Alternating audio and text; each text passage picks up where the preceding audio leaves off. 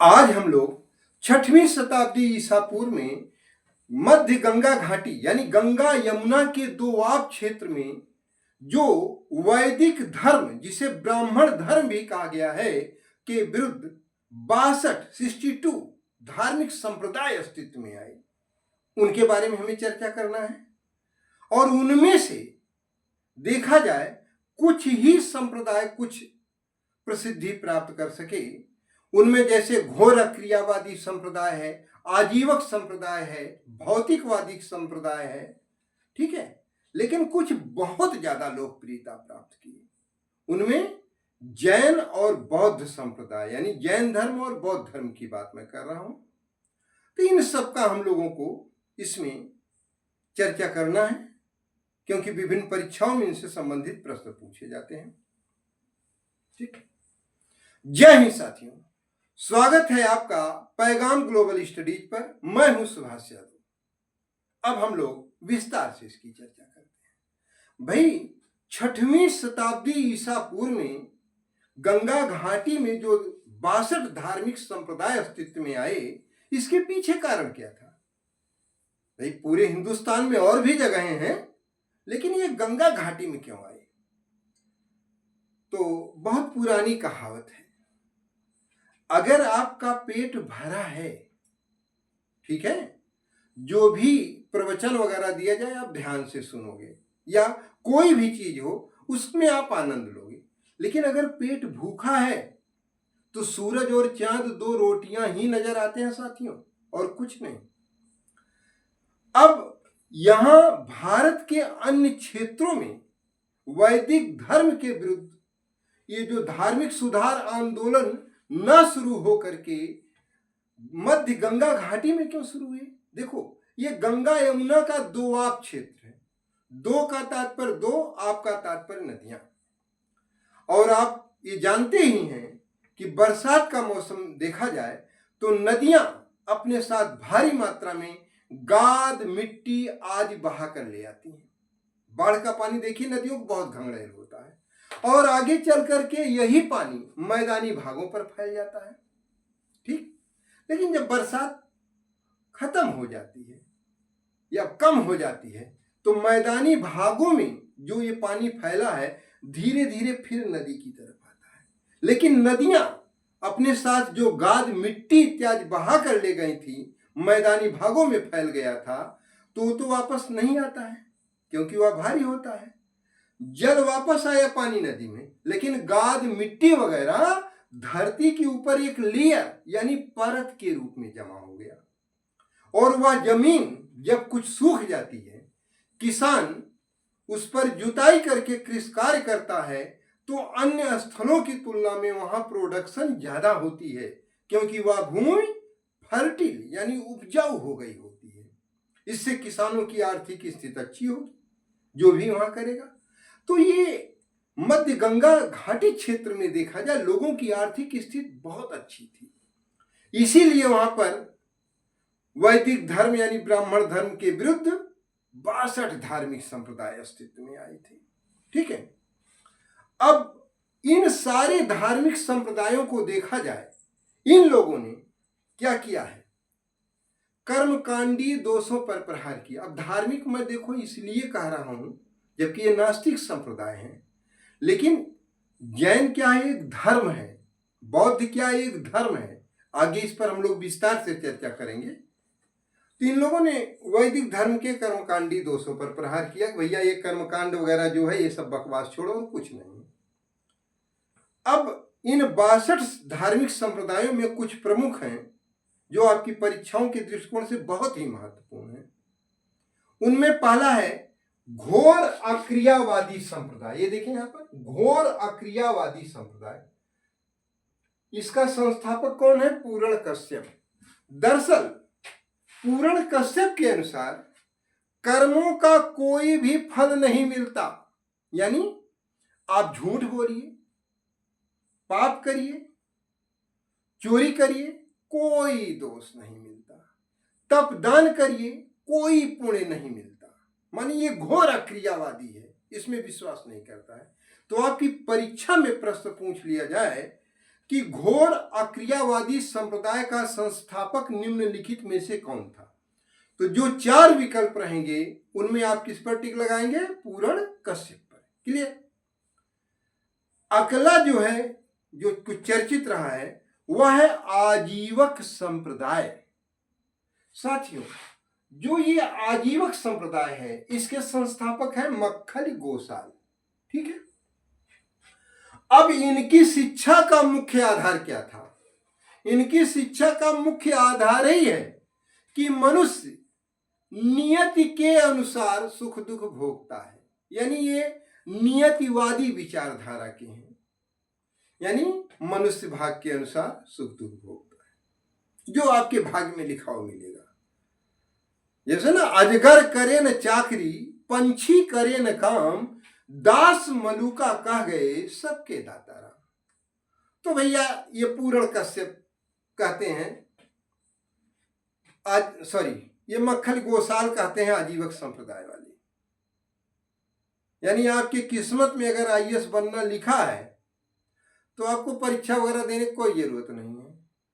UPSC, union public service commission new Delhi खुद आपके पास भेजेगा कैंडिडेट, आइए और ज्वाइन करिए। तो ऐसा तो होता नहीं है। क्लियर? फिर देखें, आजीवक संप्रदाय के संस्थापक कौन है? मक्खल गोसाल। पूछ लिया जाए या कैसा था? ये नियतिवादी था। क्लियर? अगला है भौतिकवादी संप्रदाय।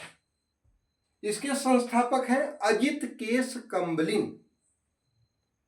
इनकी शिक्षा का साथियों मुख्य आधार देखा जाए तो ये है, इनके अनुसार पृथ्वी, जल, अग्नि, वायु, इन तत्वों से मिलकर ये शरीर बना है।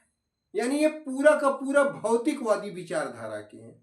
लेकिन मृत्यु के पश्चात कुछ भी शेष नहीं बचता, अर्थात पाप पुण्य की कल्पना बिल्कुल झूठी है।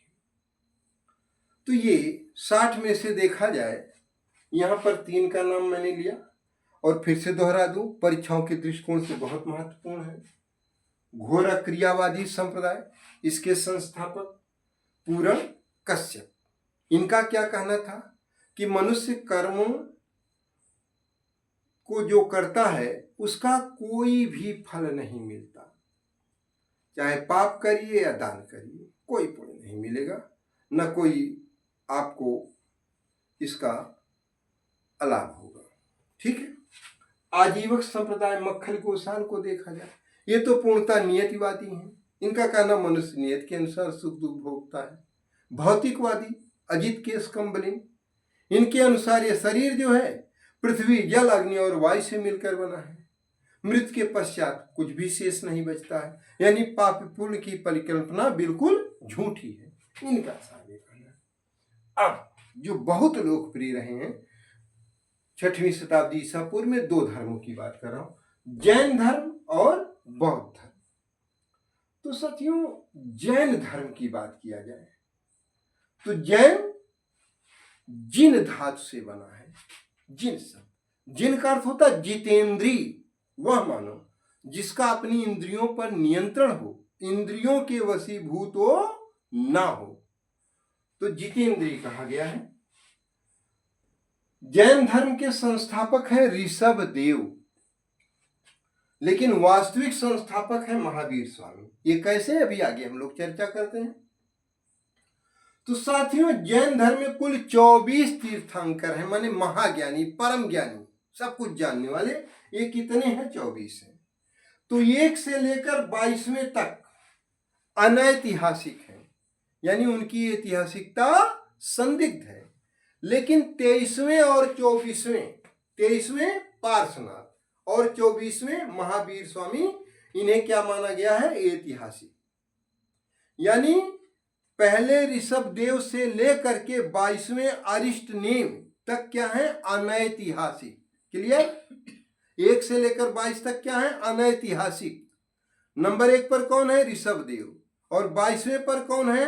अरिष्टनेम, जिसे नेमिनाथ भी कहा गया है। ये अनैतिहासिक है। ऐतिहासिक 2 ही हैं, पार्श्वनाथ और महावीर स्वामी।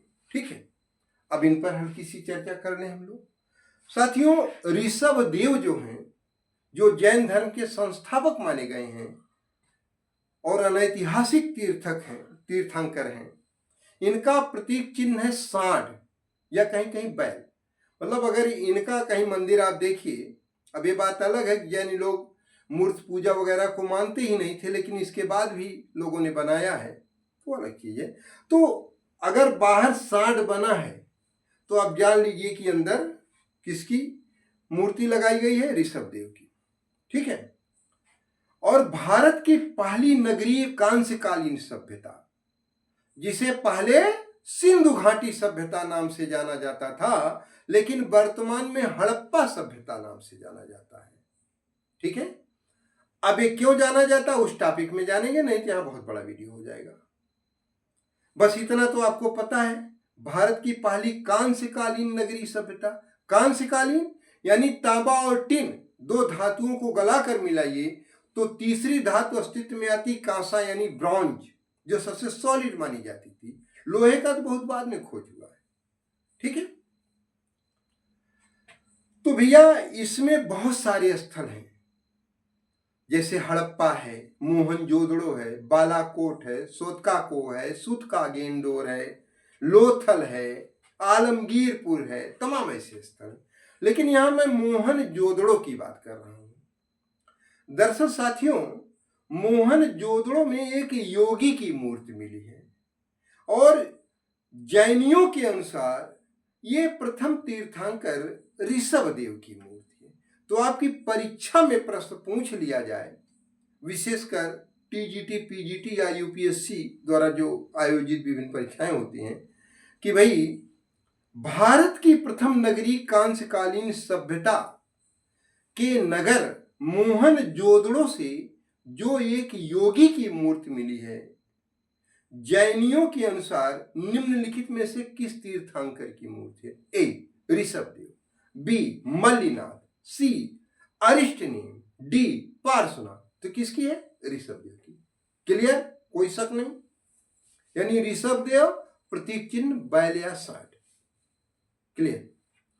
अब देखिए, जो ये 24 तीर्थंकर हैं उनमें कुछ खास है जो आपकी परीक्षाओं में पूछे जाते हैं। अब 19वें तीर्थंकर मल्लिनाथ की मैं बात कर रहा हूं, क्योंकि आगे आप जैन धर्म में पूरा पढ़ेंगे कि भाई श्वेतंबर और दिगंबर दो कैसे संप्रदाय में विभाजित हुआ, आगे चर्चा करेंगे। लेकिन यहां पर क्या है कि मल्लिनाथ जी जो हैं, जिनका प्रतीक चिन्ह क्या है? जल कलश। दरअसल इन्हें दिगंबर जो कमर से ऊपर का वस्त्र आकाश को और कमर से नीचे का वस्त्र धरती को मानते हैं, मतलब निर्वस्त्र आते हैं, उनके अनुसार मल्लिनाथ पुरुष थे। लेकिन श्वेतांबर जो श्वेत वस्त्र धारण करते, उनके अनुसार मल्लिनाथ स्त्री थे। अब आपके यूपीपीसीएस में 2-3 बार एक प्रश्न आया, अन्य परीक्षाओं में भी पूछा गया है, निम्नलिखित में से किस जैन तीर्थंकर को श्वेतांबर स्त्री मानते हैं? किसको मानते हैं? मल्लिनाथ को। क्लियर? अब 22वें तीर्थंकर को देखा जाए जो अनैतिहासिक है, वो है अरिष्टनेम या नेमिनाथ। इनका प्रतीक चिन्ह शंख है। समझ रहे ना? इन पर बहुत ज्यादा चर्चा नहीं करना है। अब 23वें तीर्थंकर जो ऐतिहासिक माने गए हैं, 23वें और 24वें, यानी पार्श्वनाथ और महावीर स्वामी। तो साथियों, पार्श्वनाथ जी जो थे, दरअसल इनका जन्म काशी में हुआ था। जब आप ऋग्वेद पढ़ रहे थे, ध्यान है, गंगा नदी के किनारे एक महत्वपूर्ण बस्ती के रूप में काशी का उल्लेख मिलता है। तो ये इनके पिता काशी के राजा थे और उनका नाम था अश्वसेन। मतलब पार्श्वनाथ के पिता का नाम अश्वसेन, माता का नाम वामा, जो कि काशी के राजा थे। तो इनका जन्म भैया काशी में हुआ था और इन्होंने गृह त्याग कर दिया था, जैन बन गए थे। और इन्होंने 5 व्रत अपने अनुयायियों के लिए बताया था। पहला है सत्य, मतलब सदैव सत्य बोलिए, असत्य का आचरण ना करें। दूसरा है अहिंसा, अहिंसा माने जीवों पर दया करिए। ठीक है, अहिंसावादी थे। तीसरा अस्तेय, अस्तेय का तात्पर्य चोरी ना करें। किसी की भी वस्तु है बिना उसकी इजाजत के प्रयोग करते हैं तो ये चोरी माना जाएगा, अस्ते।